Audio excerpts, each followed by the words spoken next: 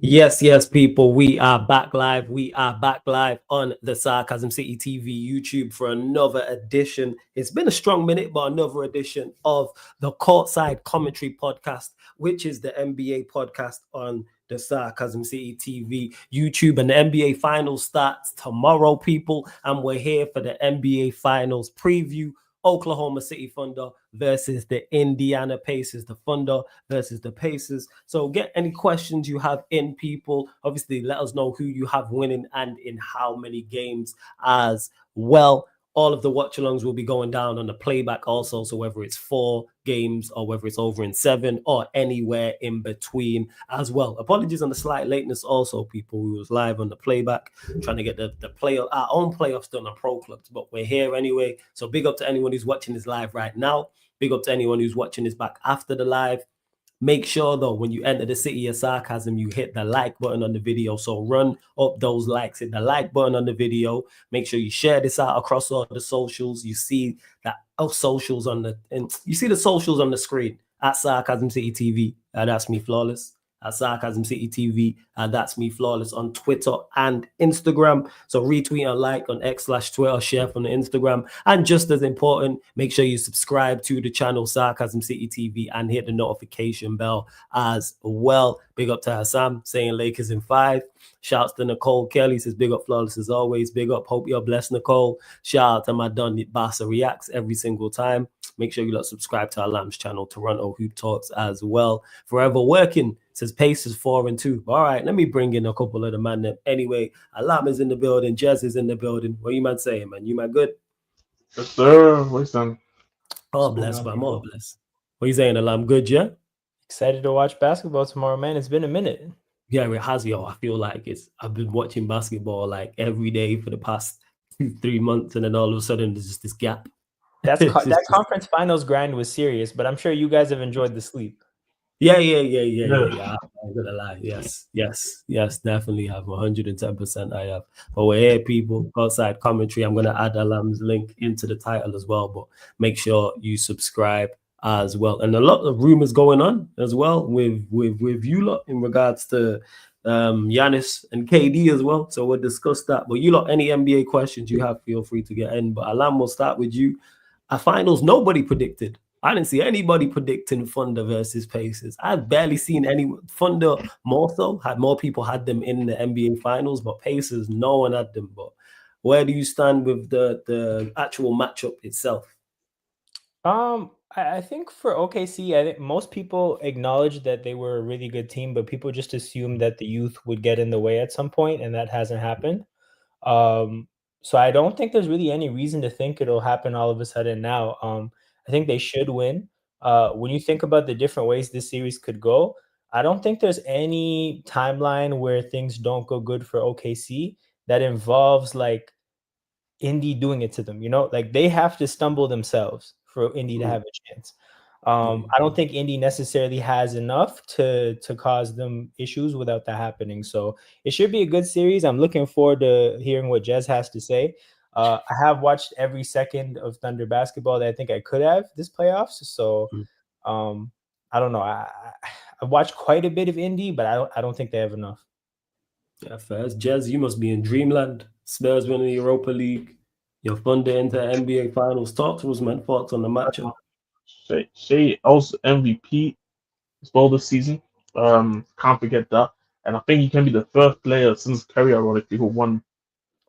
Was it Curry that won MVP and Finals in the same?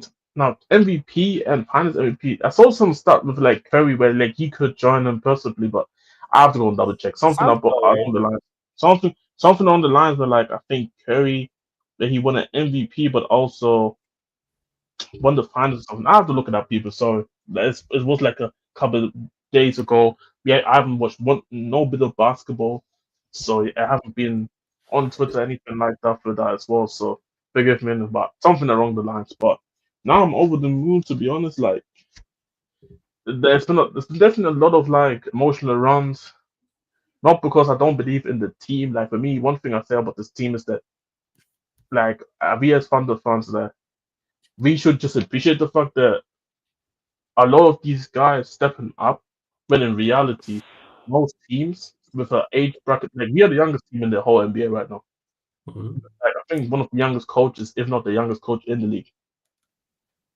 And the fact that this team is maturing, being able to beat a team like the Nuggets, even though the Nuggets they haven't been weaker than this year were weaker than last year, still experienced teams, guys who literally had an MVP, literally right there going with an MVP to MVP battle was mediocre, but at the end it kind of picked up the SGA at least. And then you go up against a Timberwolves team where after that Nuggets series, everybody was kind of looking at OKC differently now. Like, can they go up against this Wolves team who's been impressing everybody so far in the playoffs? They've been there in the Western Conference Finals. Literally last year, people will have even argued that the Minnesota team is a lot deeper than the Thunder team. Hmm. And we showed them the door real quick. We showed them the door real quick. Like it wasn't even a contest. Like most of the time, it wasn't even a contest most of the time. Like I think there's like the one game that they won, cool. But I also said the fact that the OKC went to Game 7 with the Nuggets and they went the first two games, won both of them in Oklahoma.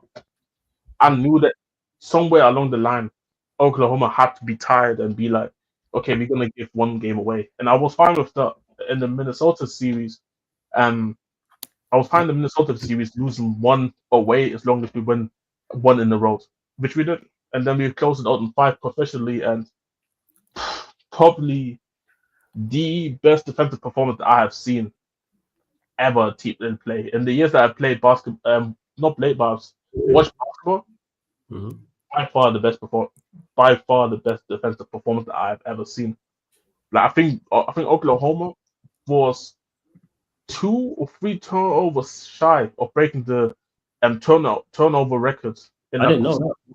Yeah, in the second quarter, I think they were literally like 2, 3 turnovers away from breaking a single quarter turnover. This whole bar beat the shit out of them in Mhm. game 5. And yeah, they made a little push at the end, but I knew that the team has just been have professionally behaved themselves despite being a young group for the longest.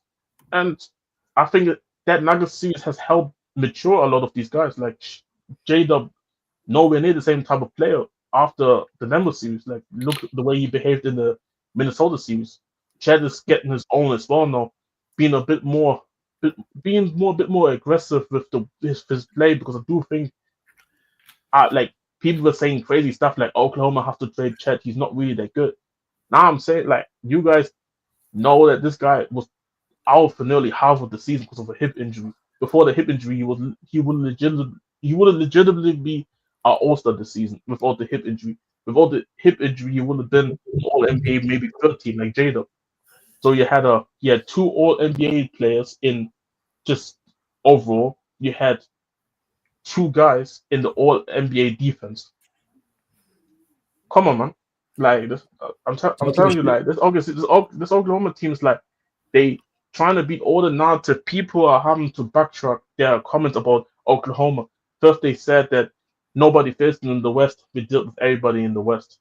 We only lost one game against a team in the East, which was the Cavs, who were literally hot all season long in the regular season. I'm seeing comments say about how this team is too immature. It's called like these interviews after the game every time when we win. Well, we in the final and beat most of these guys that you guys said were better than us. No, you're trying to say, but they haven't done it yet. But you told us that we couldn't beat them. Well, we couldn't beat the Clippers.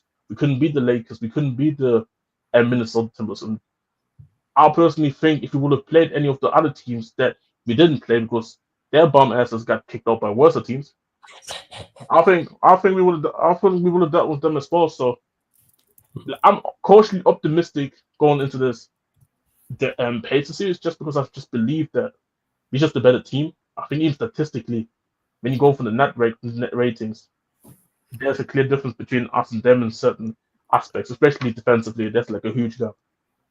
So yeah, man, gotta go. The only reason why I say caution is because you have to give the Pacers respect because, like yourself, Lord, nobody expected the Pacers to be in the final.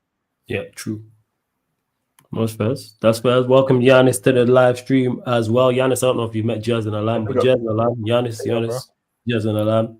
What are you saying? What are you saying, man? You good first and foremost, Giannis, yeah? Yeah, bro, I'm blessed. I haven't been on one of your streams in a while, bro. I've been busy, grinding on my own thing. But hey, bro, whenever I'm here, I always like smash the likes. Hey, people in the chat, smash the likes, and congratulations, Flawless.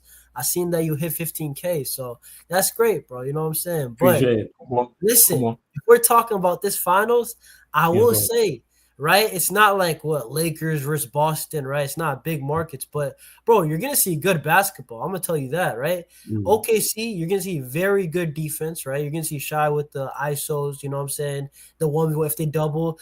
SJ, this is the thing, bro. He doesn't really make mistakes, and I'm not gonna lie, I don't really think the Thunder are exciting, but they're very good. Like if I can't lie to you, you know what I'm saying? He was talking about the doubters. I was one of the doubters, bro. Like I was saying Denver's gonna beat them. I was like, Denver's gonna beat them the whole time, and then they beat Denver. Respect that. Man said, yo, I doubted him. I was wrong. I'm not gonna lie. And then I was like, T-Wolves should go 6-7. Bro, I'm disappointed in the T-Wolves. They went out sad. They legitimately went out sad, bro. I'm not gonna lie. But this is the thing. Right, Indiana's. I think the one team people might they might say actually no, because Denver competed. I think that Indiana, they just have to win one of the first two games. Because if you go down 0-2 to the Thunder, are you going to win the next 4 or 5? That is very hard. I think it's close. I think they're close. If Indiana wants a chance of winning the series, they have to win one of the first two. If they want a chance, you know what I'm saying? Because if they can steal, because they stole both at Cleveland, if they can steal one of the first two, I think they'll get one at home anyway, right? And then you can go into game 5, series tied 2-2. Like that's a good situation for them. And also, I want to say this: they're the only team in the playoffs that I've seen that can consistently knock down open shots. Every other team has had a lot of bad games. Indiana's had like 1 or 2, but for the most part, right? Like, for example, Timberwolves, they're missing a lot of wide open as much as the Thunder were. Yeah, they did. Bro, they did. The Timberwolves missed so many wide open shots. Indiana's not missing those. I've seen them too many times. They're not, right? But listen, I just don't know how the series is going to go. I seen the popular pick is OKC in 5. I don't know. I low-key think this might go to 7. I can't even lie. Indiana, bro, you know what's the thing? I've doubted them, and now I want them to win. Bro. I can't lie to you, bro. Like, I was like, surely they do not beat the Cavs. And then I forgot which game it was, bro. The missed free throw, Halliburton gets it back, step back 3. They steal. Bro, what was it? They went down 0-2. That was unbelievable. But I'm going to say this. Regardless of who wins, we're going to see good basketball. I think that's going to happen. No, that's fair. I do. Let me ask you, Giannis, who's your team? Who you actually support? Bro, listen, I don't care, bro. I'm a bandwagon. Like me, you just watching to listen, I am a player's fan, bro. I support the Vikings in the NFL, and I support Barcelona. NBA, I'm not trying to be emotionally invested. Bro, Floss, imagine you had to deal with 2 Manchester Uniteds, bro. Like, nah, bro. You know what I'm saying? Like, I'm a James Harden fan, actually. You know what I'm saying? Like, I like Durant also. I like Kyrie Irving. So when that Big 3 Nets team formed, that was my team. That was the only ever team that I supported like that. But nah, bro, I'm a players fan. I don't really care. I just want to see good basketball. Being a free agent is the best sports fan experience. For real. It's facts. For real. Bro, I can still watch the crazy games and I don't feel sad about it, bro. Bro, I went just random context, bro. I went to an Italian restaurant for the Champions League final. I saw the first goal go in. I said, I'm a PSG fan now, bro. I got no loyalty. That's it. Best fan experience. No, trust me. And that's where I'm at with it. People are like, oh, why you pick a team? One, like you said there, Giannis, I just enjoy watching it. Like, no emotional attachments. Exactly. I have to have a reason for picking a team. I can't just select it. Because even if you do, if they lose and you have no attachment to them, it ain't gonna bother you whatsoever. No, that's the thing though. Like, bro, like, I'll be real. Like, as much like, let's say, like, I like James Harden, so I was a Rockets fan temporarily. But bro, I don't care about Jalen Green going like 2 for 19. I don't care about that. I'm not watching that. That's not my team. I promise that's not my team, bro. You know, like that's really not. I like Emo Udoka as a coach, but the Rockets, I don't really mess with them the same, obviously. See, but that makes sense though. Like you inherit your fandom because of James Harden, right? Like, what the hell does that have to do with Jalen Green? That's what I'm saying, bro. Literally, like, bro, like he's the definition of the next Shonda right there, KD style. Like, where's my next placement? But you know what? Hey, man, but I don't hate. I don't hate on that, man. Like, but honestly, if I wasn't being a Thunder fan, honestly, I probably would have been a player fund as well, honestly. So, like, and that's it. Like, listen, bro, being a player fan is just better. Let's be real. You know what I'm saying? You don't really feel that much sadness. I see the benefit. Like, it's probably one of them ones where, like, it's two sides of. There's one side of, like, that there's a good thing about actually having emotional attachment, because I feel like you can generally get invested in trying to learn about the team and all that. But then, in the same time, if your team sucks, like, no disrespect. Actually, there's gonna be a disrespect, man. Like, if you're going to be a Lakers fan in 2025, bro, realistically, bro, you're gonna be pissed, bro. Like Jackson Hayes and them, bro. I kind of rate that, bro. He did say no disrespect, but he completely did a 180. He's like, no, you know what? Disrespect. We're talking about Lakers fans. Being a Lakers fan, let me tell you this. I think it's the only franchise that is amazing to support, because it's like the Lakers always get some type of superstar every time. That is amazing. It's amazing, and they're probably gonna win a chip in, I don't know, the next 3-4 years, just because I'm still wanting to win a. But right now in 2025, like the 2025 version of the Lakers, stuff is sufferable, bro. Like you saw this what happened with the first one of the players, bro. Like Lakers and 5, like all the Lakers fans, like the Lakers fans went from Lakers and 5 to like Lakers in Cancun, bro. Tune is fire. I'm not gonna lie. That Lakers and 5 thing was cold. That took on a whole energy by itself. The Lakers and 5 thing. No, hold on. Think about it. Lakers fandom in 2025 has mostly been Lakers and 5 and like body weight discourse. Like that's been the whole fandom. I don't actually see Lakers fans talk that much about ball. It's one of those two things. Yeah, no cap. Bro, this is what I'm saying. Like, bro, I'm not choosing a team. I don't care if they call me a bandwagon. Let me tell you what, I'll bandwagon if I see the next big 3. Let me tell you that. Because, bro, hear me out. No, that's the reason why I'm looking at you like that. I was the same. You see when the Nets had the big 3, I was watching every Nets game. I promise you. I watch a Nets game since. I promise you guys, I think that's the most regular season basketball I watched when the Nets formed, bro. Now, I don't watch the regular season like that, but dude, like I'm already a Vikings fan, so that's like equivalent to being like a Kings fan in the NBA. Like, bro, I'm not trying to see that again. You know what I mean? Like, I'm not doing it. Yo, okay, I got a question though. So you're a player fan, you go from like team to team, player to player. The people you hate, is that consistent? Yeah, I mean, that's the beauty. That's the beauty. When with those type of fans, bro, your hatred, that's your consistency.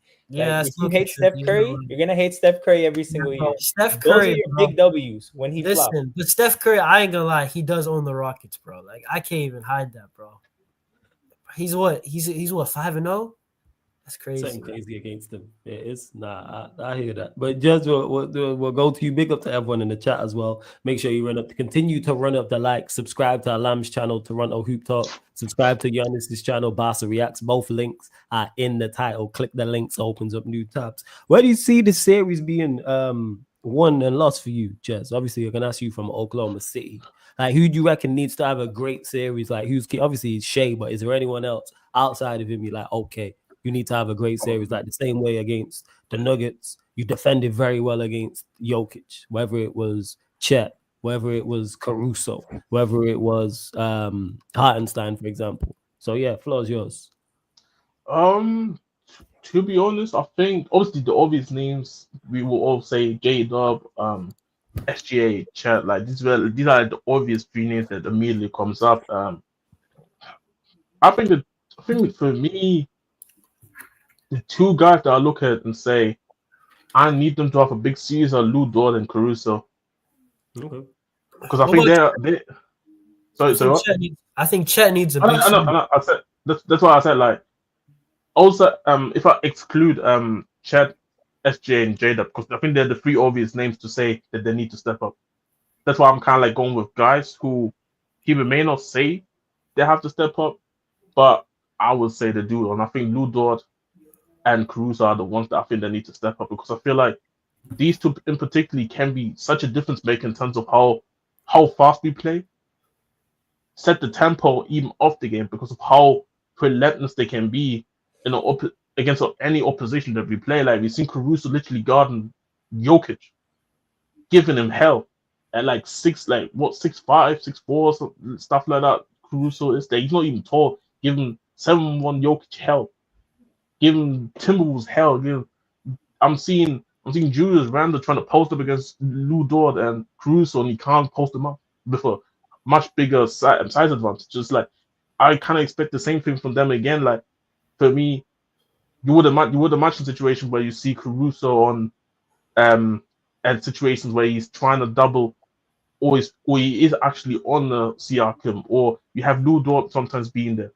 Because I think you can beat them like that if you can force the turnovers. Because I don't think this I think pretty much this whole offseason, postseason, I don't think the pace has been that bad when it comes to the turnovers compared to everybody else in the playoffs so far. I have to go and double check it. I mean, one second. Let me check that on the background. But I think, the assist to turn. I just checked it. Yeah, the assist to turnover ratio, they're ranked first. So from my knowledge, they're quite well at keeping the ball, but I feel like they haven't played an OKC type of defense over on the West at all, to be honest. And I think when you saw how those series went against the Cavs, considering as well that I think for 2 games they had injuries as well, the Cavs, besides the point they should have done better regardless. And even against the Celtics series, I just do not believe that OKC finds themselves in situations where they go multiple games up by like 20 and then battle it the way they did to the Pacers.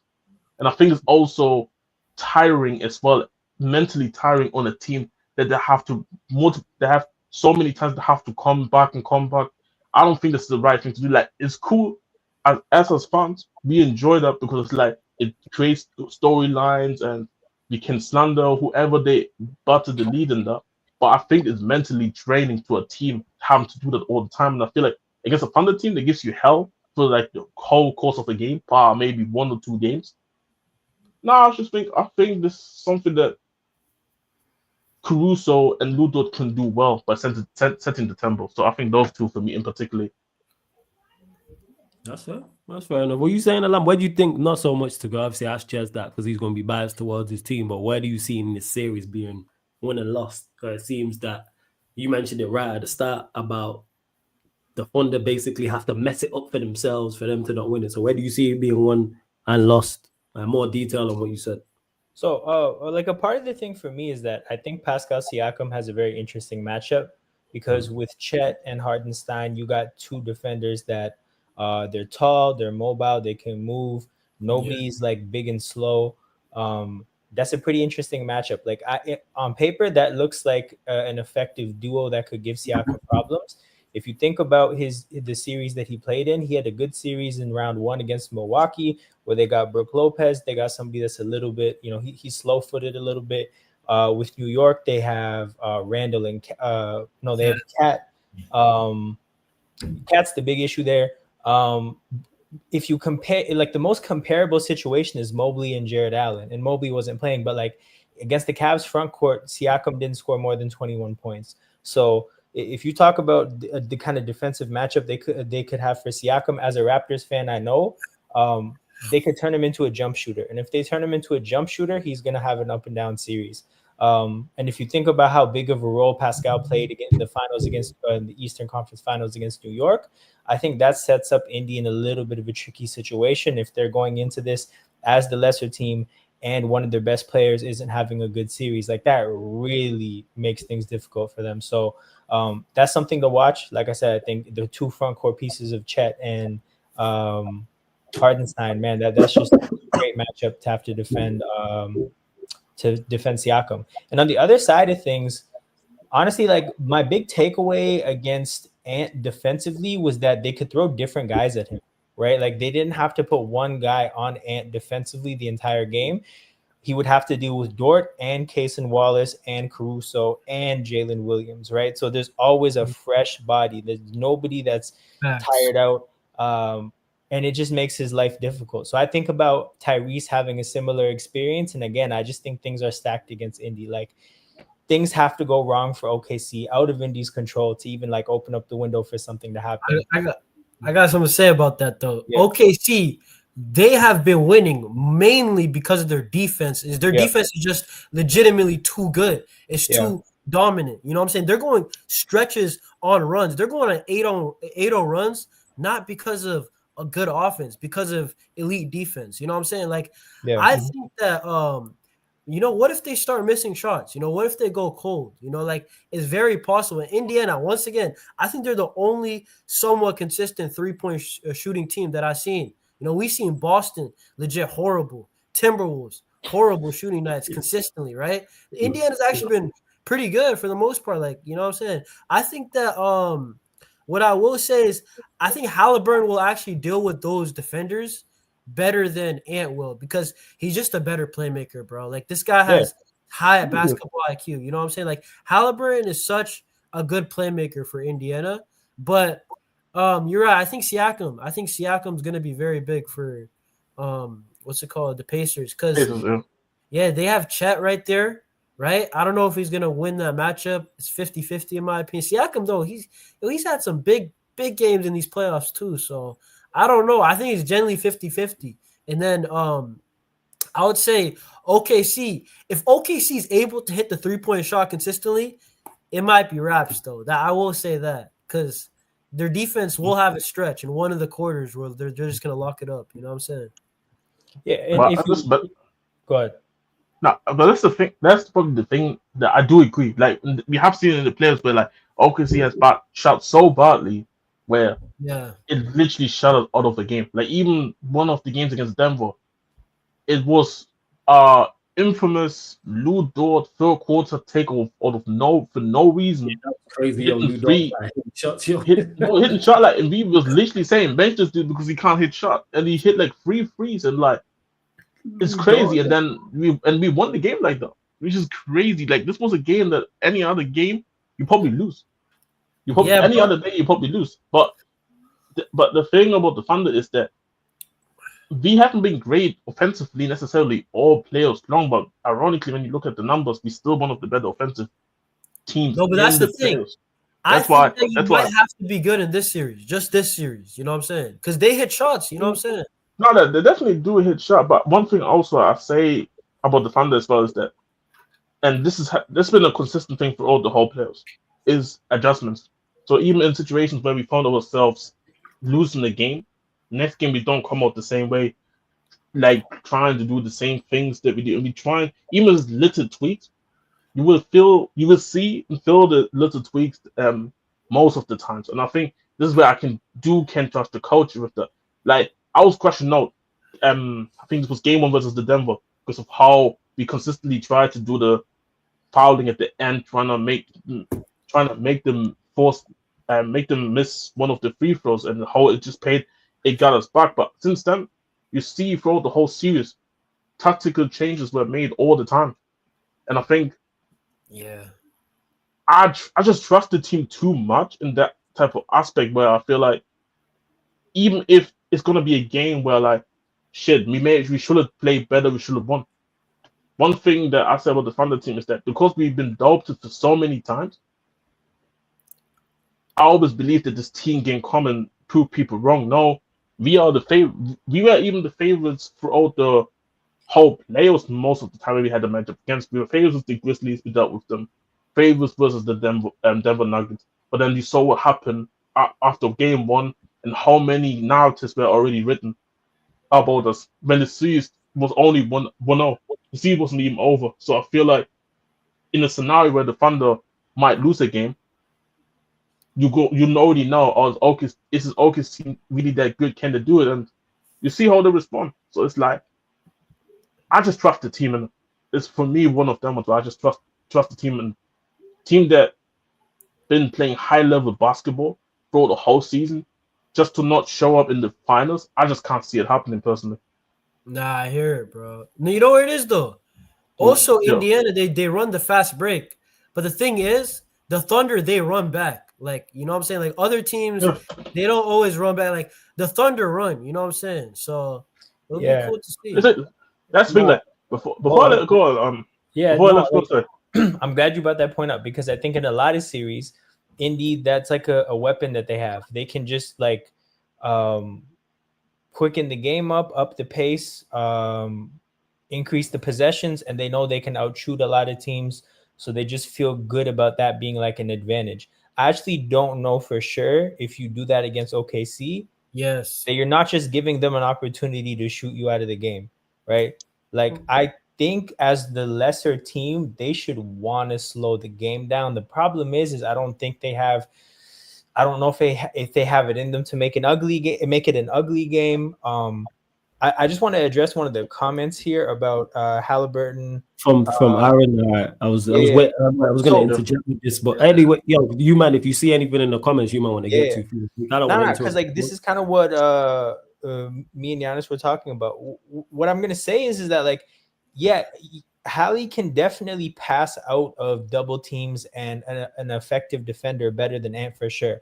My issue with that in this series is I don't think he has the luxury of being passive at any point. Like if Siakam has issues with Chet, he has to be on go mode the entire series. So yeah, like the playmaking is cool, but like if you're playmaking at that point, you're basically saying Nembhard and Nesmith shoot us back into the game or shoot us into wins. And I just don't think that works. So to what he's saying here, it's like, yeah, if he has to attack and be aggressive against this OKC defense, it probably is going to be difficult.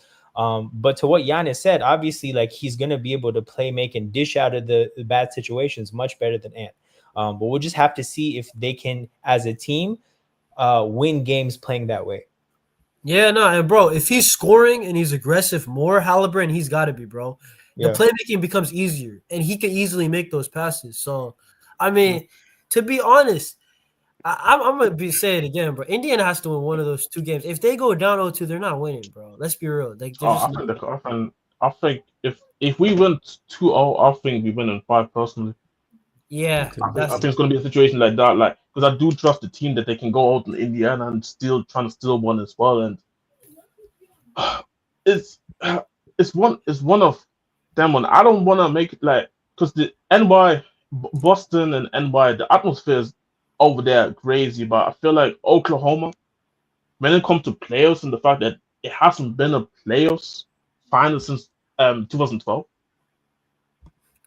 I think that stadium is going to be rocking, honestly, and I feel this is also going to put more pressure on them Indiana players. And top of that fact that you have so many guys that you have not played in the playoffs like that before. Like you're playing up against unlike Cleveland, you're actually going to go up against a backcourt, not where you play like what does Eddie call the backcourt again? Like he calls them pretty much midgets. Oh wait, Cleveland? I think he called them the Mighty Munchkins or something. Yeah, the Munchkins. Yeah, this is what Eddie called them. Like, bro, you're not going to play that type of. You're not going to play that type of backcourt against Oklahoma. And one thing that Oklahoma is really good at, even though I do agree, Halliburton is definitely the best better playmaker compared to Jamal Murray, compared to Ja, compared to Ant. But the way Oklahoma is also super good at deflections, I think Oklahoma leads the lead in deflections as well, interceptions and all that type of stats when it comes to cutting out the passing lanes. This is also what we like just insanely good at, and I feel like this is going to be a whole different challenge to Halliburton. Like for me, I kind of like if Halliburton can have a series where he can help the Pacers win this series and win them the chip, honestly. We would need to have a new whole conversation about him, especially if he plays well. Because playing against this OKC team, that most good playmakers even struggle. That's the thing that I look at and say I feel good about the fact. This is the only part. What the Mavs GM said it. Nico Harrison, bro. He said like defense wins championship, and ironically, I trust the defense in this kind of aspect that we can go and do the business. But the difference between the Mavs and us is we actually got a much deeper squad that I actually feel good about. And one thing that I also good feel about is our depth as well, and how deep we are. I think in this series, I feel like we can actually play guys, unlike in the other series. Like you can maybe look at Aaron Wiggins and feel like he can give you a couple minutes.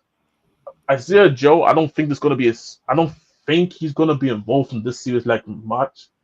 He hasn't been necessarily around in this whole playoffs, to be honest, since the Grizzlies. Just hasn't been necessarily fit in. But even if you need him to, he can come in a couple of times and give some of the guys like J-Dub, or if it has to be Shea, give them some rest, even if like the 2-3 minutes.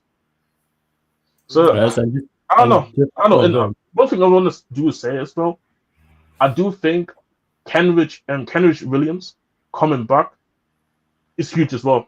Like I think he's been since he's been playing again in the playoffs, and he's been rested as well. He's been also helping massively with our defense. So I feel like against the bigs we have an answers, against the guards we have an answers for the Indiana.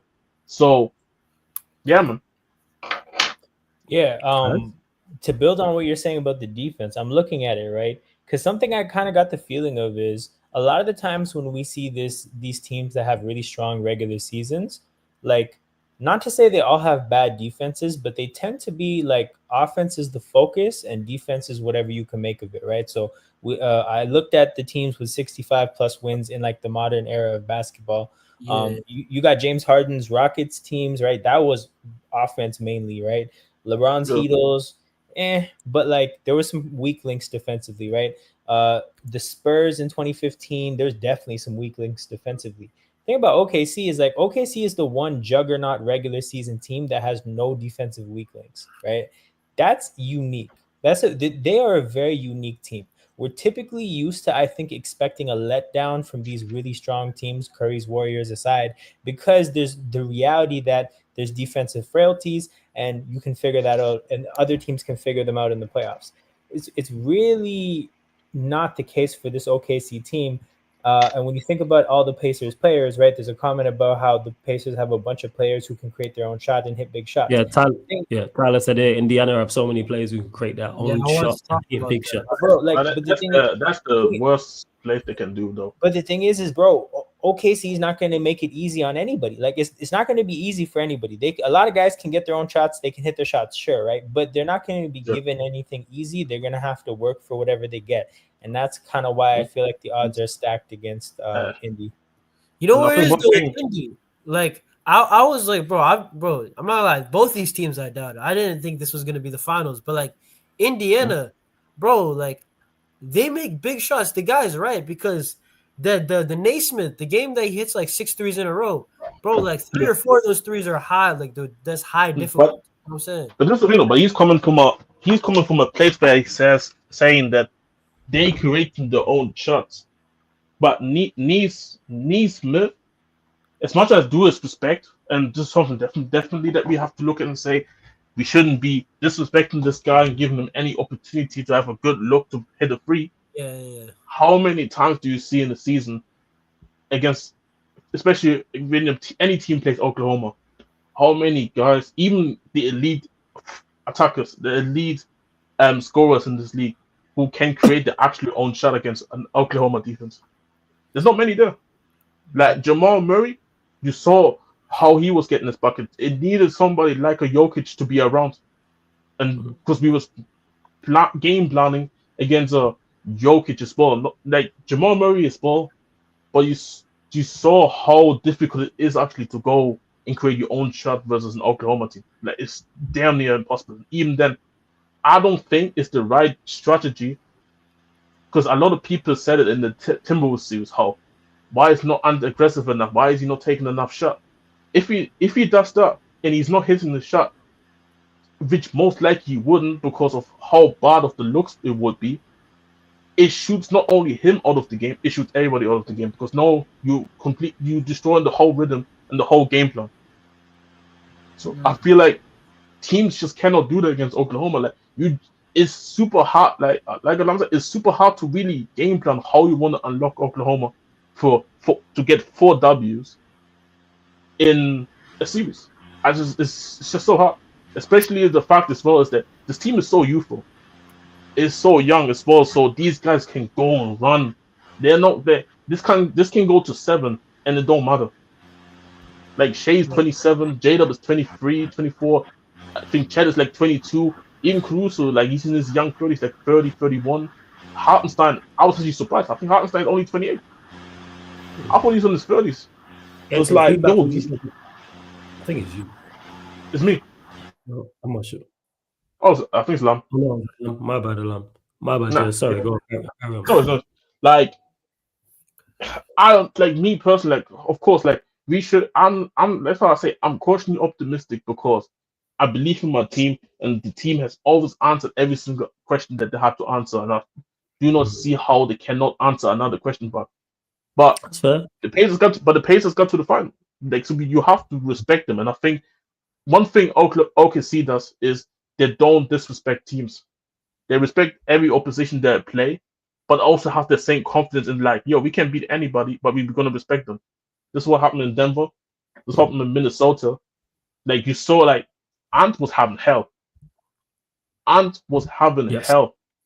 This is You probably man, I the didn't worst know. you're gonna see. Like this is one of them type of series where like he has to go and rethink his whole game next going into next season and how he can improve as a player when it comes to having to play against certain type of defense, especially against Oklahoma teams.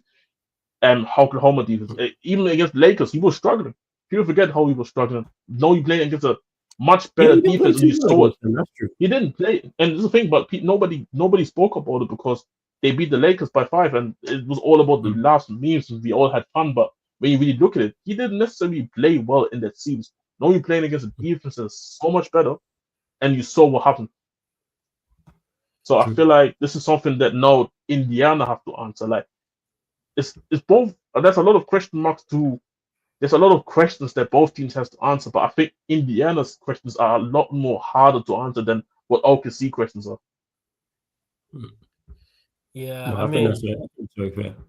to be honest, bro, I think that the way that you put it, dude, I agree. Like the Thunder, they're definitely the more dominant team. And that's why whenever it's a close game, Indiana, that's like your chance to capitalize. Like if you can survive the first 3.5 quarters, right? And it's like even if it's a 6-7 point game, Indiana's came back from what 20, like how many times this playoffs, right?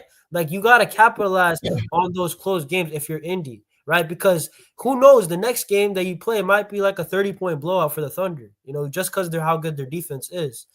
But listen, I still don't know. I'm telling you, I still think we get at least like 3 very good games like in this series. You know what I'm saying? Yeah. I still think you Like- have a lot of big time shot makers on both teams, and then you have Halliburton, you got Shea, right? And then you got 2 very good coaches. Like both of these coaches are very good, right? This is the same coach that for Indiana, he beat the LeBron Heat team in 2011, Rick Carlisle. So it's like, I don't know, heavy underdog. Could he do it again? I don't know, to be honest, but yeah. I'm big up to Aaron Harkis, who says completely agree, Alam. And the thing is, I received more double teams / gap help from OKC than any other player. They don't have to do that with Halliburton, so they can completely shut down the others. But it won't be a good series, man. Do you still hear the feedback, by the way? Yeah. Yeah, but it's not too bad though. It's not too bad though. Yeah. It sounds like you got like a fan on or something like that, or a heater next to you or something. Nah, it's my laptop's overheating, so I got to figure that out. Yeah, nah. But it's not even that bad, to be honest. Yeah, Alan, Okay. just go to the audio and just do reduce mic sound, and basically it'll check the background and basically reduce the background. We good? Noise. Yeah, if it does, Yeah, just reduce mic background. Nah, I noise just and you hit should- the. I just hit that. Yes, yeah, you good now. You good now. Okay. You can see exactly. We good. Go on, Alam. Say what you were gonna say. I actually completely forgot. You guys go ahead. I think it was the comment that Flo's brought up. Is it a comment from No, Aaron? but it just goes back to the fact that like Indy's not going to be handed everything. They got to work for everything that they get. And when you have no margin for error like that in sports, it just tends to not work in your favor. That's fair. I mean- That's fair. I mean- Omar, what you saying, man? Thoughts on this series and how you think it's gonna go? Bro, it's gonna be very interesting. But seeing how the OKC handled us in the finals, man, I'm not gonna lie, man. I'm kind of tipping them a little bit more. However, the Pacers seems to be getting better as the game as like the finals keeps going on. Like they keep getting better and better. I think the way they played against the Knicks was absolutely. They were very impressive during the series against the Knicks. Because let's be real, the Knicks is one of those teams, especially how they dealt with the Celtics. We were kind of looking at this thinking it was going to be very close, and it was. To be fair, right? It was very, very close. It went all the way, but. Congratulations to the Pacers. However, I'm more impressed with the OKC because I thought after the Denver game, right, when they were the way Denver took them, how they took them, right, I was worried because I was like, how we performed, obviously, Timberwolves against Golden State. I had more confidence going to that OKC game, but these guys completely just shut us down. Completely shut us down. You feel me, right? And it's that kind of performance that I saw from the finals that's kind of giving them the edge in my eyes. You feel me, right? But in any case, it's still gonna be a great game because the Pacers, man, I'm not sleeping. Don't sleep on the Pacers either. Do not, man. From the way I've been seeing them play, Halliburton is cooking, and so is Shea started cooking in the finals against us for some reason. He decided to start cooking when he played us, but he wasn't really cooking that much when they played Denver, and yeah, it's gonna be definitely. He had a couple of big games against Denver, though. Obviously, he was better against you, but there's a couple of big games in the Nuggets. I think it was like Game 7, and then there was another one. Was it 4 or 5? I can't remember which one. Jez will probably remember better than me. But he had a couple big games in that. I can see this game going. I'm not gonna lie, no, this is flawless. Something tells me this could go to Game 7. I just think it's gonna. This is gonna be so close. I feel like it's gonna be punch for punch. You feel me, right? It's gonna be punch for punch every game. Trust me, this final is gonna be great. I'm looking forward to it. I really am.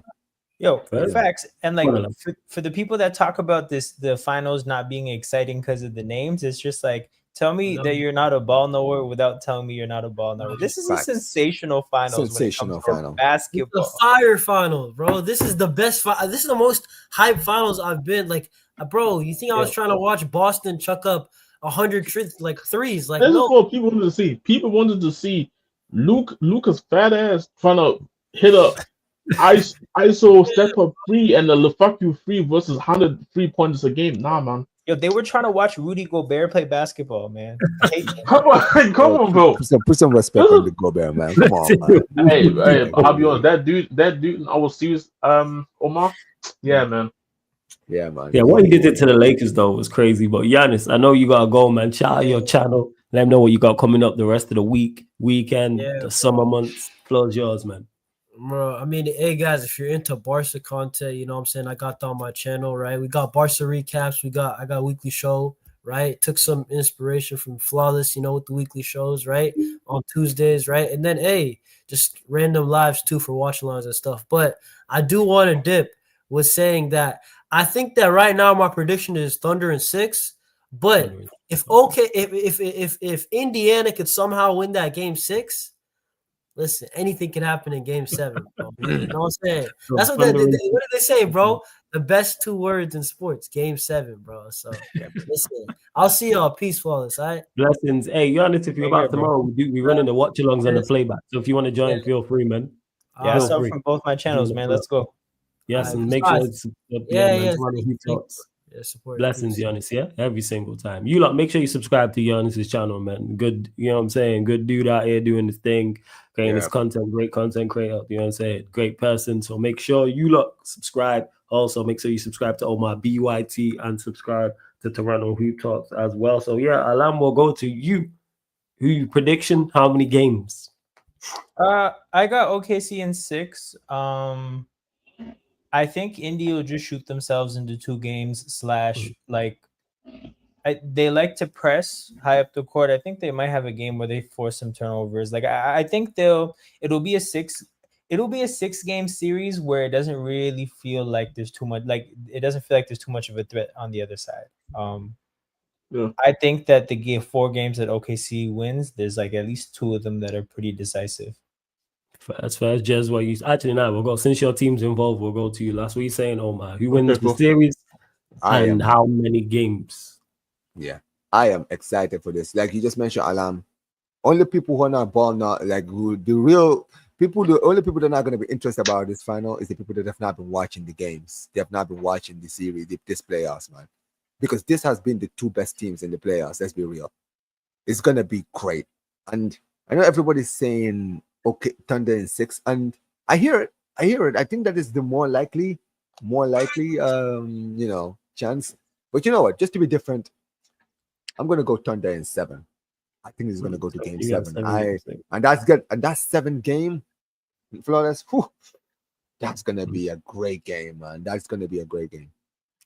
Watch along numbers to the roof, man. Finals game 7. Man. Come on. All right, man. No, said I know for my people that Flores in the live, I know for their channels, the game 7 would do wonders, man. But shit, I wish this shit could end in one game. Now I'm saying like winner wins all after one game, and I'm saying like because like bro, I don't need 7 games, but honestly, I think we can do it in 6. Like I feel like it's gonna be, and I do agree. There's probably gonna be one game where I feel like OKC, I think the Pacers gonna have like 1 or 2 games where I feel like they're just gonna play out of their mind. But then I trust Oklahoma then to come up to the next game and adjust to what happened, and then just beat the shit out of them. Like not necessarily like blow the shit. We're not gonna blow them out, but it's not gonna feel like, damn, like I was that freaking like it's crazy because like going into the Minnesota series because I was worried because of how the Denver series went, but then it was calm and the team had decent amount of rest as well compared to the Pacers, even if it's just a 2-day difference. I don't like. I think the team can do it in 6. I do think though, if we win the first 2 games, I think we do it in 5. But this is only if we win the first 2 games.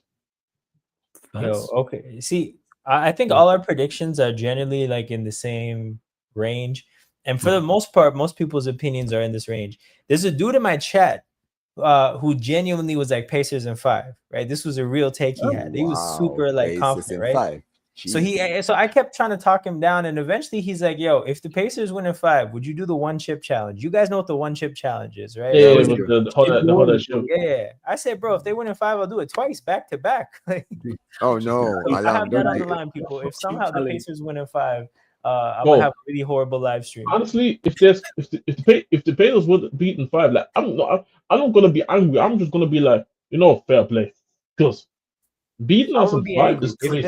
If it happens, I'll be angry. Yeah, now you would be angry because you would have to do what you have to do, and I would be in shock, and then I'd be like, "But hey, Eddie Spurs won me the Europa League and Shea got MVP." But tied the Pacers, that's crazy. You know what? No, Flores. I know I wasn't on the playback during the Timberwolves thing because I was very busy at the time. But bro, when I first saw that first game, right, I knew what time it was. I wasn't around, but I was like, man, okay. I feel like just when we always talk about stylistic, right? Stylistically, right? Or how I remember when we were talking about like the Denver Nuggets and Timberwolves. We always have a good record against them. And you were saying stylistically is because our style actually complements their style. So that's why we always play well against them. That's why I wanted to see them in the next round. I was worried before that first game when we played them, when we played you guys, right? Because I was like, stylistically, I feel like you guys are gonna cook us. And I was right. Man. You guys absolutely cooked us. And I was like, geez. When people say I don't know anything about basketball. It's funny because I was telling the people around me, I was like, bro, we're probably gonna lose that in 6 games or some shit. I won't even be surprised. We didn't even take it to the 6th game. It's crazy. Stop making sense why if Siakam won the thing, and as Alam said in the chat, then the Siakam trade looks even worse. And big up Zaire as well. I like he said, slap up the likes. Yes, big up to Zaire every single time.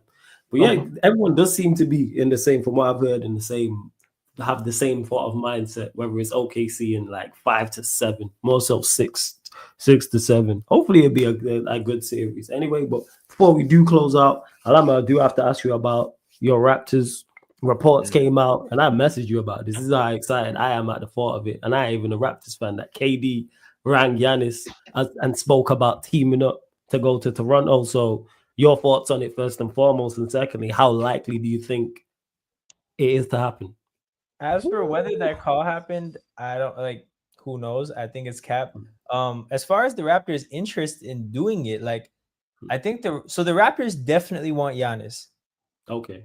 I don't think we could actually pull off two trades like that.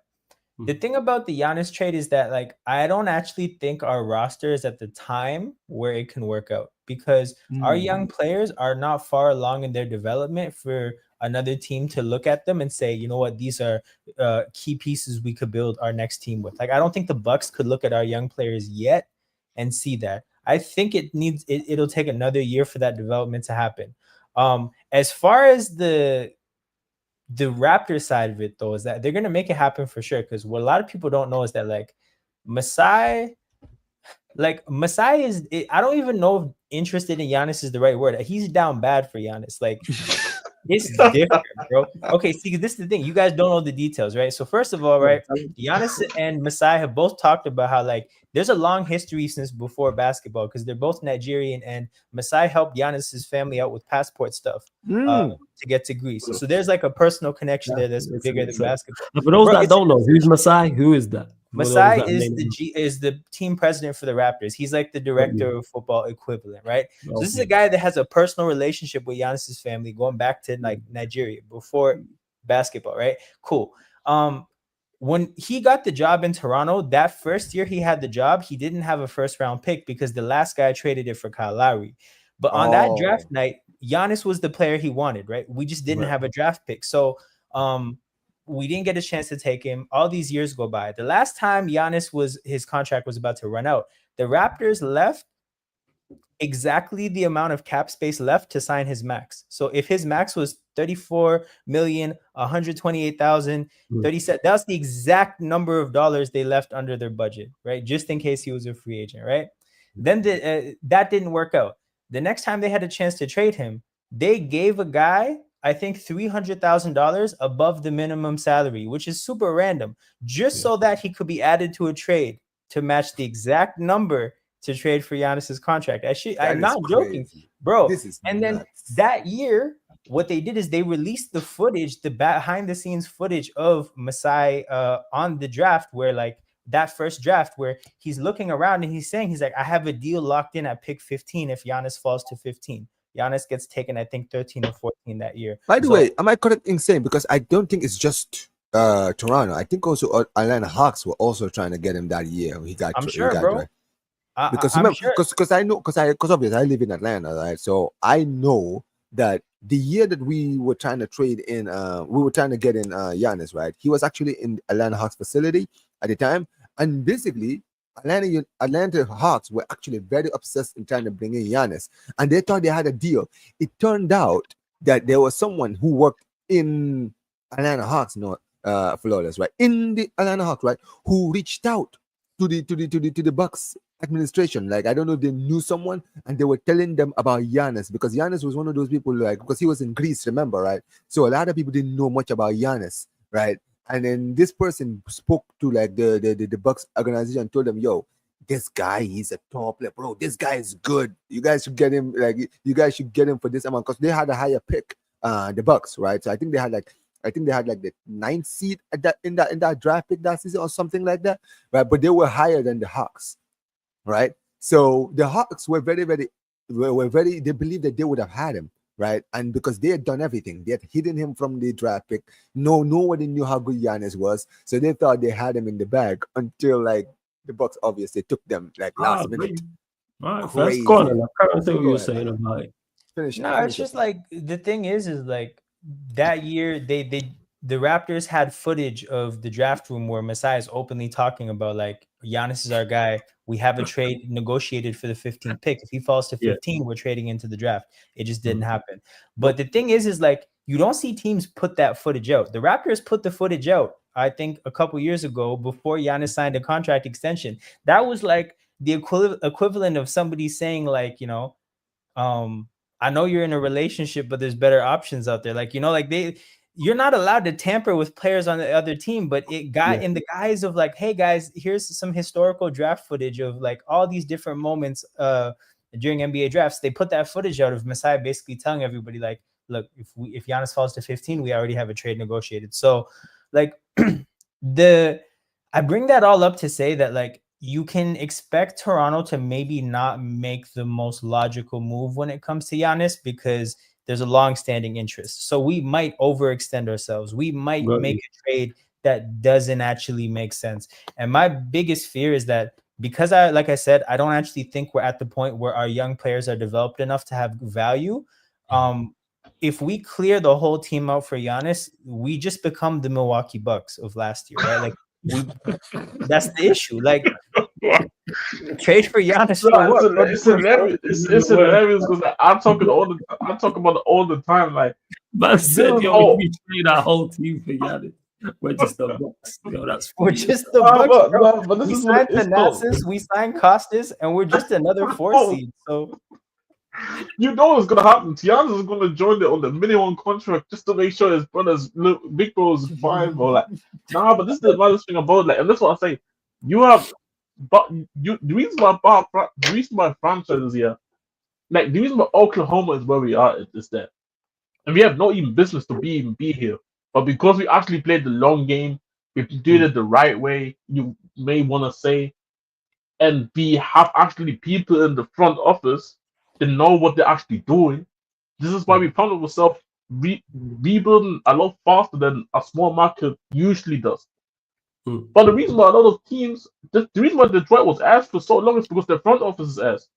So Masai is actually one of the better people in the league, I would say, in the front office. But this obsession might kill the Toronto's whole progress for a whole decade. It can literally push them back for another decade just because of Giannis. So is it possible? So it is possible to get Giannis. Like it works in regards to like cap space and things of that nature. It's just it could be a bad move. What about the KD interest? Is that as solid as well? And is that possible? Not like I said from a sensible aspect, but more so from a cap space aspect with Giannis. Could those two happen? That part of things can figure themselves out because the thing is like the Raptors have a healthy amount of like in the middle range contracts, right? So it's like between Ingram, Scotty Barnes, RJ Barrett, Emmanuel Quickly, you have a lot of movable salary and nobody. You know about BI. My bad. I forgot we got BI. Nobody really knows. They sacrificed him. They sacrificed him for fake. Brian Ingram. You're talking about Brian Ingram, right? No, Brandon Ingram, bro. I like Brandon Ingram. He like when he was at the Pelicans. Like, he was one of my favorite like players to watch. I'm a fan. I like Brandon Ingram. Brandon Ingram is a great player. Like Brandon Ingram's 28, Giannis is 31, Jakob Poeltl's like 29. So like there's like a little core there where like if you trade the rest of the young players for other players in that age range, maybe it could make sense. But like KD and Giannis, like again, I just really think that if you make those two moves, you're just the Bucks. Like you just you got KD. At least you got a good jersey though. Facts. I just think it's running. I just think it's running away from the grind, bro. Like you have to develop young talent and have a deep team. Like especially nowadays, like all the good teams, Pacers and OKC, they basically both have 10 good players, right? We're not going to have 10 good players if we make these two trades. We have a chance to have 10 good players if we just like thug it out and just have another year of development and playing young players, right? But again, this is the thing that like Masai might throw it all the way for like, you know, this long standing. He's had his eye on Giannis for a long time. He might be the equal part of Rhea Miles, though. Like at this point, the equivalent. It's like, yes, like you guys know who Mariah Miles is, isn't it? Oh, no, hold it. Zion's I heard the name. The name sounded familiar, but I was like, hey, there's no way Jesse's talking about that person. But this is what Masai is behaving like. Like, bro, like you cannot throw your future. Like the last thing that you should do as a team that's not big markets is throw away your future. I'm sorry. Jess has a good point, right? At the end of the day, it's an enticing deal. And you're right, Masai could just decide to just fuck over your entire future just to bring in Giannis. That would be insane, right? But Yeah. you're right. You do have a good team, and I feel like sacrificing your future for someone that he's what 31. He's 31, right? Giannis. 31, yeah, bro. Yeah, exactly. Like that would be. I'm not gonna, because I feel like the Toronto Raptors are building something, and they actually have a few good draft picks and all that, right? So I'm not gonna lie. If they get this deal short term, maybe it might work, but long term, definitely not. You understand what I mean? I That's just the only feel problem. like the league moved away from this, right? Like we're not Yeah. really seeing the like Superstar era no more. no, you need a Or team. a big team with the big three era. The big Let's say three, that better. And even if you look at how the last Raptors championship team was built, it was built from like the ground up. Like we built the 10-man rotation, and then we basically flipped DeMar, Pirtle, and a pick for Kawhi, right? It's like you build the team out, and then you make that final move at the end. It's almost like this would be doing it backwards. It would be making the superstar push before you have the team, and it just wouldn't work. So yeah, again, exactly. Like, even, That's a good point. Like even a scenario where because even people talk about all the time about how you can potentially have OKC trade for Giannis, but every time when people ask me if I would take Giannis, No. I sit here and say I'm not sure if I take Giannis because it's it's don't, the world. you need to. No, of course, but I'm talking about like to people who have like not the understanding of why I always sit here and say I'm not sure if it's the right thing to do. Okay, yes, in the short term it might look enticing, SGA, Giannis, but then how does the rest of the roster look? Does it even fit the money that OKC can't really sign players on top of that? So there's all things to consider. So I don't know, Toronto, and that's a good point. See, that's a good point. Shine said the future young players we have ain't that good, and our draft picks won't fall in good places because from now on we will be a playoff team, to be honest. And he goes on to say, if Giannis and KD team up in Toronto, I'm moving to Toronto late season. Oh hell yeah! I'm not gonna lie, Shad. If Giannis and KD team up over there, I might have to head out there myself. Hey man, Curry P moved to Toronto. We might have a Sarcasm City contingent in the city. All right, call on, bro. Okay. Those two, I'm for it, but that's just from a complete selfish perspective. So let me ask you this, guys, right? If Giannis and KD get moved next season, right? Which team do you guys think, right? Honestly, makes sense for them to. Hold on, real quick. I'm gonna just address that last comment before we move away from Toronto.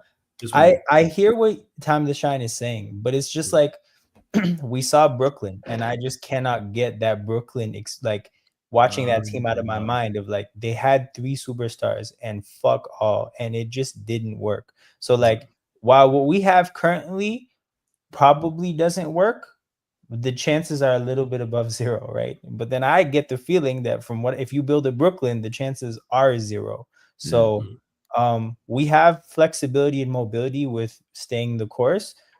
It didn't look like Lowry, DeRozan's Raptors, those Raptors were going to eventually become a championship team.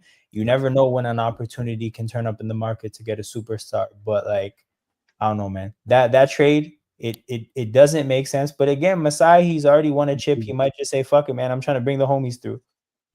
Jesus. I mean, who said KD and Giannis are teaming up, and why they're not doing this on the Lakers? So these are rumors. Reports came out, C2 saying that KD had rang Giannis and spoke about teaming up to go to the Raptors. How true this is, we don't know. Obviously, we know they're both. Real quick, now that the Giannis is this is like a saga now, I need everybody to know that the reporter Chris Haynes, his cousin is Giannis's wife. So just to be clear, like if anybody's gonna have the news, it's Chris Haynes. Like I'm sure everybody who follows Twitter accounts for NBA, they know who he is. But Chris Haynes' cousin is Giannis's wife. So that's where the exclusive is gonna come from. That's where the reliable information is gonna come from. If you see somebody other than Chris Haynes talking, I wouldn't take it that seriously.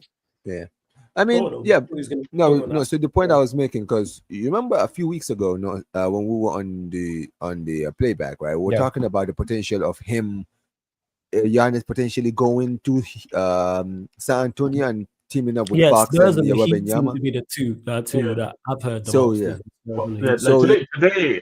So the question I was asking was which team do you think right now, the franchise right now, that you think would fit Giannis well right now if he go in there right now? For what you guys have seen, from what you've seen so far in the teams out there. I think I don't like because also realistic or just any team. Let's So say No, realistic, so basically, so Go this is important because we just talked about Toronto, right? How basically the deal, if they're getting KD and Giannis, right? Maybe short term it will work, but long term it might actually cost them, right? Mm. Which team right now do you guys see right now in the NBA right now? If they bring either Giannis or KD or bring both in their team, Probably would probably actually San- like fit them probably San perfectly Antonio. right now? San I think Antonio San Antonio Spurs. probably. Yeah, Okay, that's what I was doing. Okay. I hear San Antonio for the reason of like they have De'Aaron Fox. He's like 28. So when you make a move for De'Aaron Fox, like you've already moved away from building for the future. But I think the team that like I don't think San Antonio needs it. Like needs No, it. they as don't in, need. They don't need if him. they They don't need yeah, him. It's just more. It's more luxury. I think more of a exactly. luxury. You know who I think needs this? I think Memphis needs a move because I think they're in the process of squandering everything they've built. Like I think Memphis, in order to kind of redeem what's happened in the last 2 years after they had a really good regular season, I think they have to make a move. I don't know what it looks like. Giannis or probably- KD or both.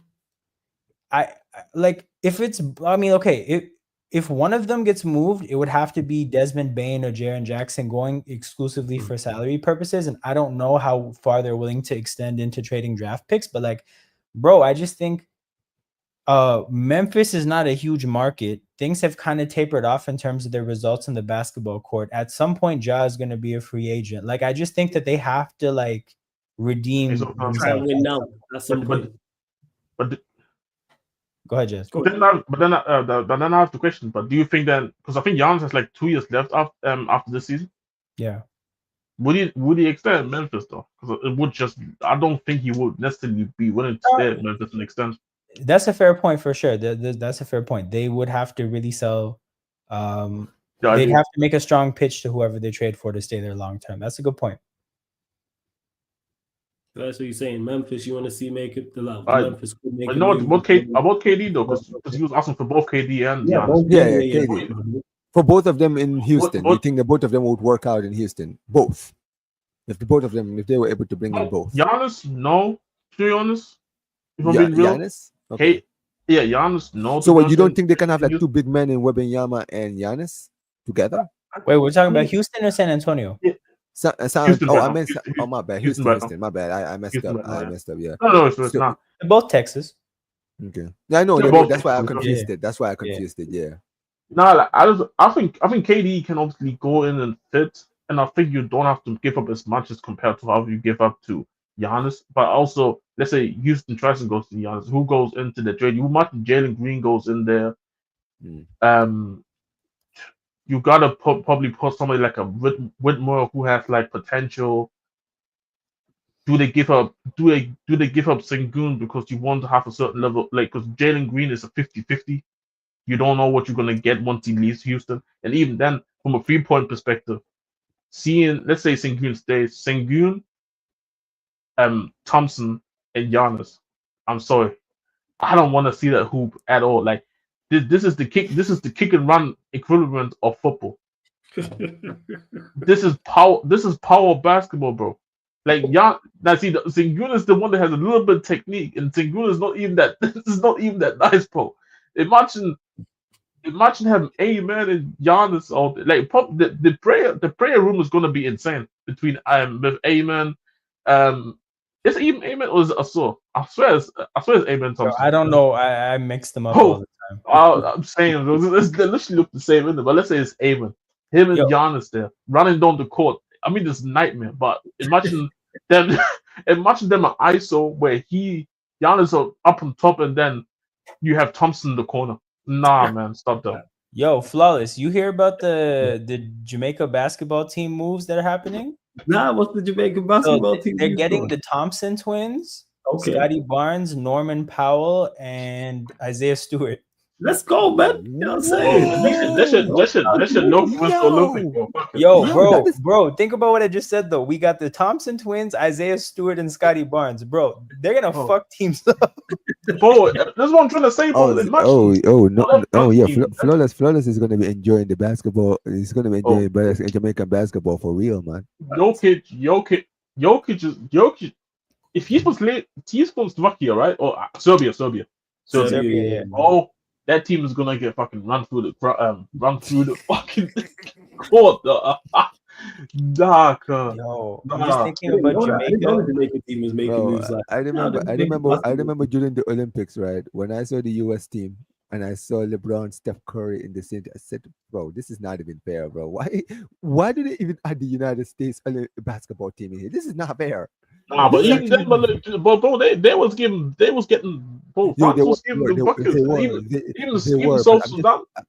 I know, but still, man, they had what's his name, Steve Kerr as the coach, right? They had Steve Kerr as the coach. They had LeBron. Yeah, I know, but this is the thing. They had so many options. They could have picked anyone. They just said, "All right, let's just give it to Steve Kerr." Right? They had LeBron.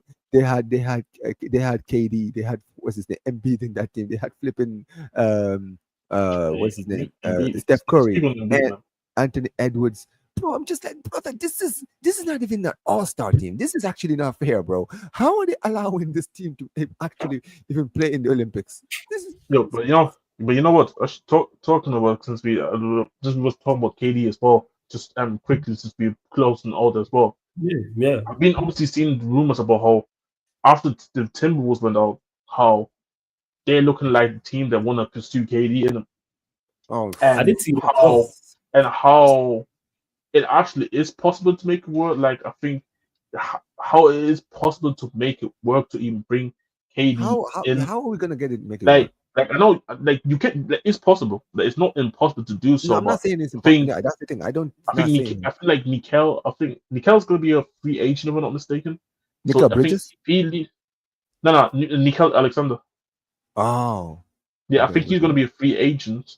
Okay. I think they would have to move on from somebody like a Nas Reed or something, was another thing as well.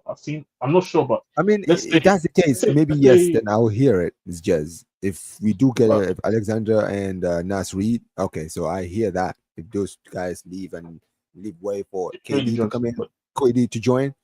I mean, listen, I'm not completely against it. I just don't want us to sacrifice our entire team just to bring this guy in. You feel me?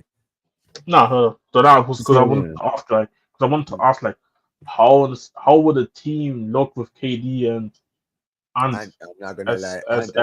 And that sounds very enticing. Think about it, bro. KD. I ain't gonna lie. I think what it's just a question of what they'd have to give up. This is what I'm saying. They gotta keep the right amount of talent for that, because I think KD is what the Timberwolves need. However, what are we gonna sacrifice? What do you need to keep? See, this is what I mean. Yeah, this is what reports are saying. The Suns are not asking for too much for KD apparently as well. Let me ask you then, Omar. What players would you be willing to give up for? What players would you be? No, actually, scratch that. What players you 110% want to keep? That you're like, don't apply them to any trade first to get KD. And absolutely not. And is untouchable. Julius Randle played well. I know, he kind of fell up a little bit. I'll keep him. Should I keep McDaniels? I mean, McDaniels wasn't bad either. Maybe just to hit and talk about KD and McDaniels on the same team. We need to keep him, man. Just to see what he says. Yo, hold on, the starting right will be incredible. Now, so apparently, so Julius Randle is going to be a free agent. Yeah, go on, Alan. Say what he's going to say. No, this is what I'm saying. So I'm looking at the Timberwolves contract. Julius Randle has an option for $30 million, which he could opt out of to become a free agent. What I was going to ask is he going to be a free agent or not? If he's going to be a free agent, then they have to trade either one of Rudy Gobert or Jaden McDaniels to make the money work in a KD trade. So I mean, that kind of like, I mean, this is actually a very stressful one because you might have to after that meme that Ant became, maybe trading make Jaden McDaniels for KD makes sense. You know what, Flawless. I would entertain that trade, to be honest. If McDaniel's going the other way for KD, so McDaniel's is someone you're willing to give up. So you'd want to keep Gobert. You're willing to keep, maybe Gobert, yeah, because Gobert, to be fair, the thing is Gobert is, yes, he is frustrating at times, but I think with his height, sometimes there's some games where he does turn up, right? You see what he did to the Lakers. Exactly. So I mean, we need But height in the the team. Lakers are Yeah. bad though. Yeah. They both. Don't say They- that in front of don't say that in front of fans, man. You're gonna get cooked. No, I don't care about like people actually didn't cook the Lakers enough. They got eliminated, but they Lakers in got five. eliminated. They Lakers got in five. eliminated not Lakers in only in 5, they got Yeah. eliminated by a Rudy Gobert game. Not Look, not- legacy not- game. not- Never forget not- legacy game. The Gobert no, legacy not- game. Let's not never Julius forget Randle, about it. not Ant, not Jaden McDaniels, not DiVincenzo. Rudy Gobert, who was useless damn near the whole series. So no. Yo, So this is the Flawless. thing, flawless. See, this is the flawless, right? I'm gonna be very. If I'm gonna keep it 100 stats with you, between McDaniels and Rudy Gobert, whoever gets traded for KD, I So would for not you, be the only person in the team that's untouchable for you, your opinion in that trade is Ant. Everyone else, you'd be like, you'd be willing to give Yeah, up. And because be like, I would "Alright, have kept Randall, but if Randall could opt out, because you just mentioned Yeah. Alam, right? If he opts out, then yeah, unfortunately, there's nothing we can do about that. Go But on, yeah, man. Ant is the one which is untouchable, right? If we're gonna bring in KD, we need to make that a combination, Ant and KD. You feel me, right? In the team, it can't be one or the other. So yeah, he's like the one guy I would not sacrifice at all for any reason. Yo, relevant question to any KD trade conversations. As somebody who's going to be 37 before the next year begins, how Yeah. many years do we think he has left? Like 2? 2 years. Two. That's a 2. max. I think 2. I think literally So 2. then Like, the I question thought just becomes like, how aggressive of a push do you make for 2 years? I think for what it's worth, Minnesota, because you have Ant. In this case, they would still have Randall, Ant, KD, Randall, 1, 2, 3. That's enough scoring. You have Gobert to be a role player. That's why I need him to stay. I'm gonna be very honest. I want You to have I Rob want Randall. Dillingham is supposed to be your point guard next Dillingham, year. another If one, he's facts. not, then why did we trade a 2031 pick for him? You know, like, so that has to be your lineup. It has to be Dillingham, KD, Edwards, Randall, Gobert. You hope you have enough role players off the bench. And you go from there. Think about that starting five you just mentioned, right? We have Dillingham. If we have Dillingham, right? What's his name? And we have Anthony Edwards, KD, Rudy Gobert, right? Or McDaniels, which one ever one it is, and Julius Randle. I'm not gonna lie, that is a great starting five if you think about it, right? And I would say this to you right now, Flores, right? I think if we bring in the KD, we're basically making our intentions clear, basically, that we're trying to basically go all in to win the championship. You understand what I mean, right? Because that's the only reason we want to bring KD, because I feel like KD can only give us, like you mentioned, Jess, 2 years at max. You feel me, right? So yeah. The one thing I do say, because I know we also want to close on, but one thing I do say is that the fact that, and I know it would be a different roster if KD comes in, but in a scenario where Randall can stay, Reesize can stay, and you can bring in the KD, the fact that they were in the conference finals back-to-back years, I think you take the risk then with a guy that has probably max 2 years left. I think you can This is why I don't want to sacrifice my entire future for him. I have my hot take. No, I agree, but I have my hot take with KD. Me personally, no. Actually, I have to ask the question before I even go and have my hot take. If KD joins the Timberwolves, do you guys think he's option one? Oh no. No, absolutely. To me, that's Ant's team. It shouldn't be. It That's- shouldn't be. Now, because the thing is, because for me, my take is, and I genuinely believe that. I do not believe that KD, a 37-year-old KD, can be a first option in your team and wins you the chip. No, Or considered as yeah. the first I'm option. with you. Yeah, I'm with you. No. Because this was probably one of my things with Oklahoma is that when people said try and see if we can bring KD back, and shit, because everybody knows Shea is just a chill guy. Dude is just trying to play basketball and just go and have fun with his fashion and his family and be a family man. So I feel like a lot of eyes will be on KD and all that. But I don't think necessarily that this version of KD should be in any shape or way the first option trying to lead the team into a finals, because I don't think it's gonna ever work out. You saw what happened in with the Suns. You saw what happened with the Nets.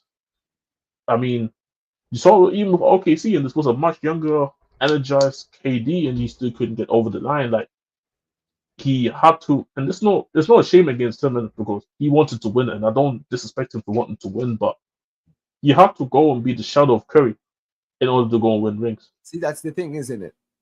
That ruined his. Don't get it twisted. He's got a legacy in the game. That is something that we all basketball fans can agree with, right? But his legacy is forever tainted just for that, because you know what it is here in the United States, right? America, right here. You know this, Alam. I know you're in Canada, right? But over here, there's a level. Like if you're a player of a certain level, right? People expect you to do it the hard way. You understand what I mean, right? Can you carry your team to the championship, right? Now go and join a complete a golden generation, an amazing elite team, and just walk into the team and just win a championship. And that's how it looked when KD came to the Golden State, because OKC the year before had taken them, were 3-1 up in the finals, right? And they messed it up. I get it, right?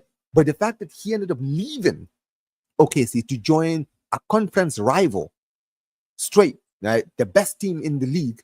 For me, that's where I feel like a lot of people lost respect for him, because they were like, brother, no one would have blamed you for joining any other team, but you went to the best team who had the best players everywhere, right? You basically came to a complete team. You just walked into a team that was already winning, so you just walked in and just won with them.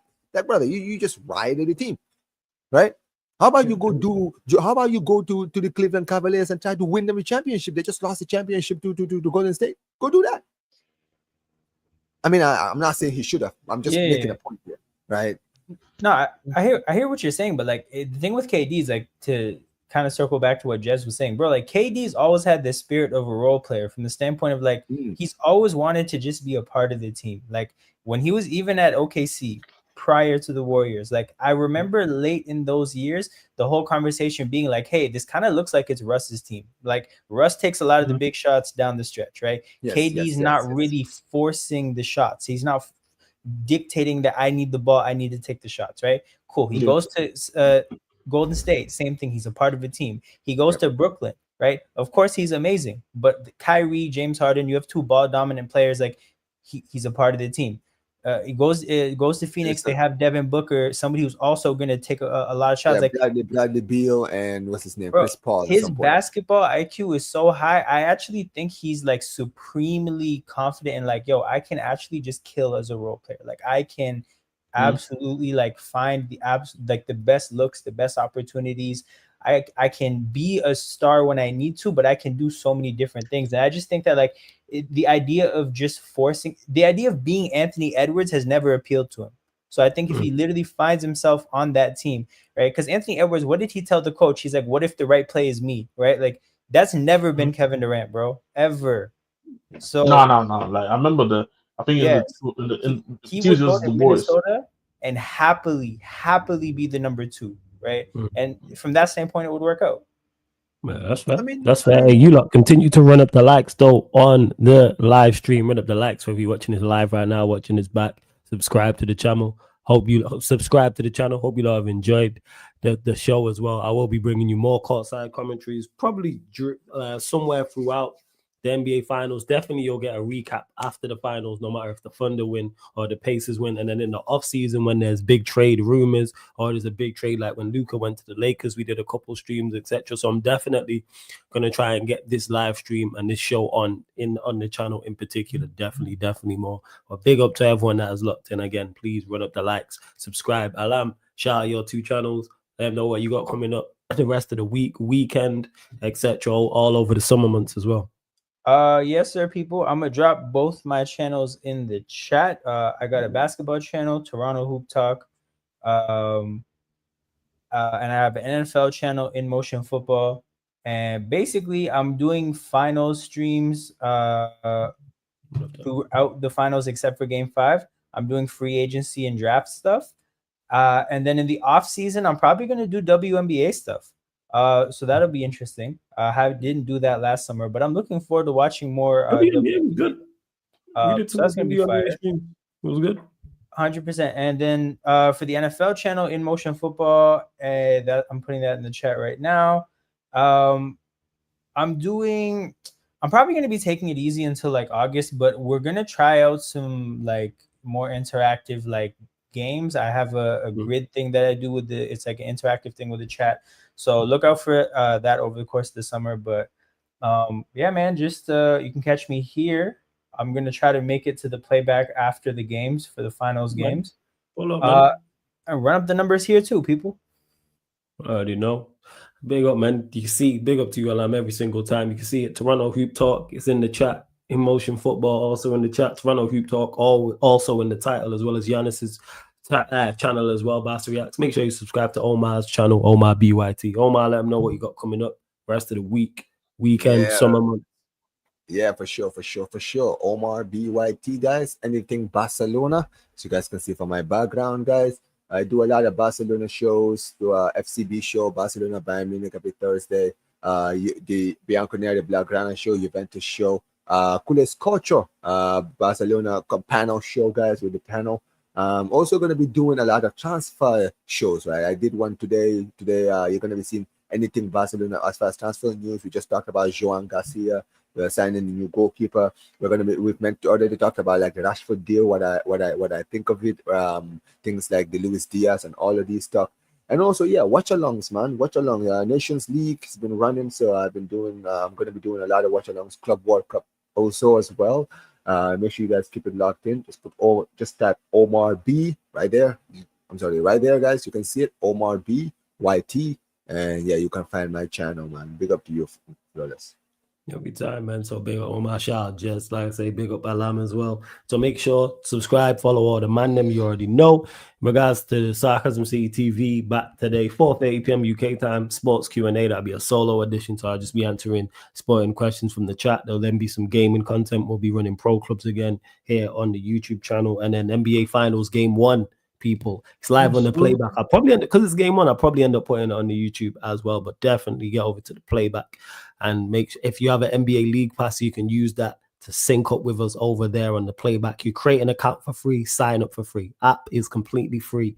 Create an account, absolutely free, all of that. Then same way you watch and comment on YouTube, it's the exact same on the playback, Sarcasm City TV. Make sure you subscribe to the Clips channel as well, Sarcasm City TV Clips. We drop a new clip every day. Shout out to Prime from various streams here on the channel as well. We put out the last one, which was Javon and Lex from it was them cooking Manchester United after the Europa League final as well. So make sure you go check that one out. The one from the day before was from the Bayesian show. So one from the Yardman show, one from the Bayesian show, where Barnes was talking about Pep Linders joining Manchester City. So yeah, he was not happy about that. So go check them all out, people. Sarcasm City TV Clips on YouTube. Subscribe, links underneath in the description. But yeah, we're going to close out. This has been the Courtside Commentary Podcast live on the Sarcasm City TV YouTube. Thank you very much for tuning in.